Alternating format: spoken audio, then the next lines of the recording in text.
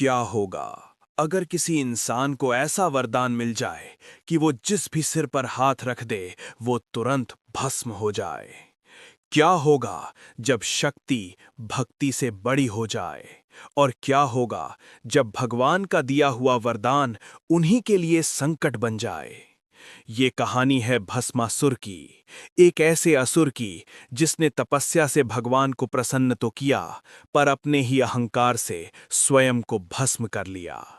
लेकिन क्या यही पूरी सच्चाई है या इसके पीछे छुपा है एक गहरा रहस्य जिसे बहुत कम लोग समझ पाए हैं।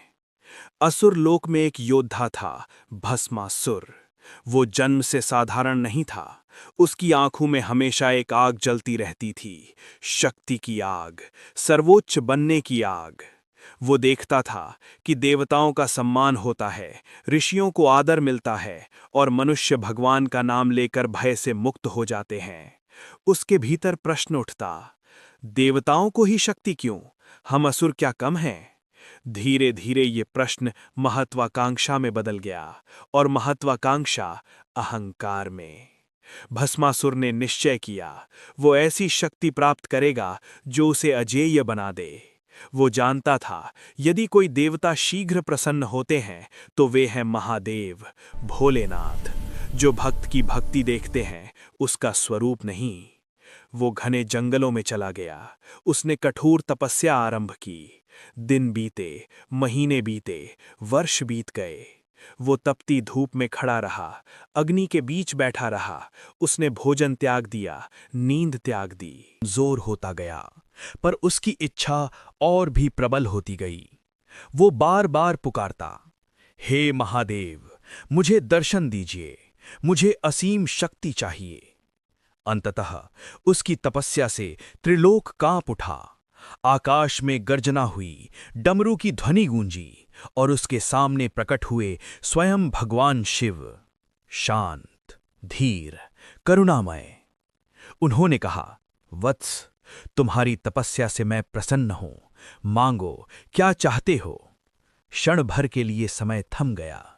यही वो पल था जहां भक्ति दिशा बदल सकती थी। भस्मासुर ने सिर झुकाया, पर उसकी आंखों में चालाकी चमक रही थी। उसने कहा, प्रभु, मुझे ऐसा वरदान दीजिए कि मैं जिस भी प्राणी के सिर पर हाथ रखूं वो तुरंत भस्म हो जाए। देवी पार्वती ने शिव की ओर देखा। उनकी दृष्टि में चिंता थी, परंतु महादेव भोले हैं, वे भक्त की तपस्या को व्यर्थ नहीं जाने देते। उन्होंने कहा, तथास्तु। वरदान पूर्ण हुआ। उस क्षण भस्मासुर के भीतर एक विचित्र परिवर्तन हुआ। उसकी आंखों में पागलपन की चमक आ गई। उसने तुरंत पास के एक वृक्ष पर हाथ रखा। वो वृक्ष राख बन गया। उसने एक शिला को छुआ, वो भी भस्म हो गई। अब उसे अपनी शक्ति पर विश्वास हो चुका था, लेकिन शक्ति के साथ विवेक नहीं आया, आया तो केवल अहंकार। उसने सोचा, यदि मैं स्वयं शिव के सिर पर हाथ रख दूं तो मैं देवताओं का भी देव बन जाऊंगा। ये विचार उसके मन में विष की तरह फैल गया। वो शिव की ओर बढ़ा। उसके होठों पर व्यंग्यपूर्ण मुस्कान थी।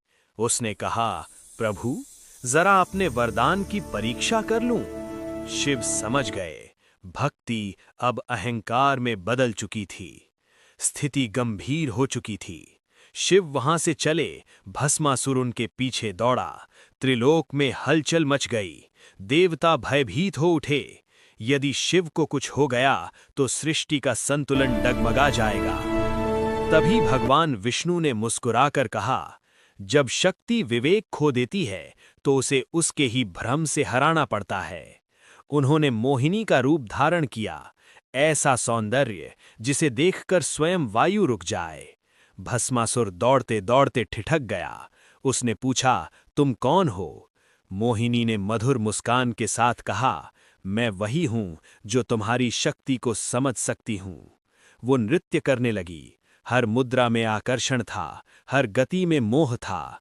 भस्मासुर उसकी हर चाल की नकल करने लगा।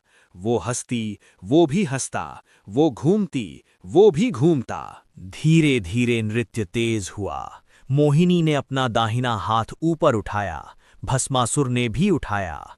मोहिनी ने अपनी भुजा मोड़ी, भस्मासुर ने भी वैसा ही किया। फिर एक क्षण आया, मोहिनी ने मुस्कुराते हुए अपना हाथ अपने सिर पर रख दिया।